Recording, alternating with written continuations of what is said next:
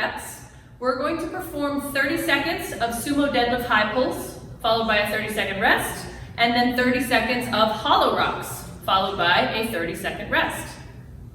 Moving on for part B, we have 4 rounds for time. We're going to perform 60 double unders, followed by 20 box jumps, followed by 20 V-ups, and then we have a 20-foot handstand walk. And if we are not going to perform a handstand walk today, we can substitute that for 2 handstand wall walk-ups instead.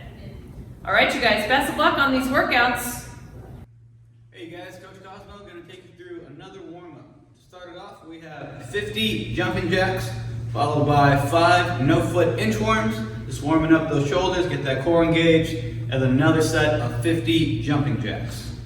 All right, from there we have some mobility. We're going to start off with a pancake stretch. We're going to get our feet nice and wide in a seated position, just stretching out those legs a little bit. And then from there, we're going to go onto our hands and knees, get a cat-cow, try to warm up our posterior chain a little bit.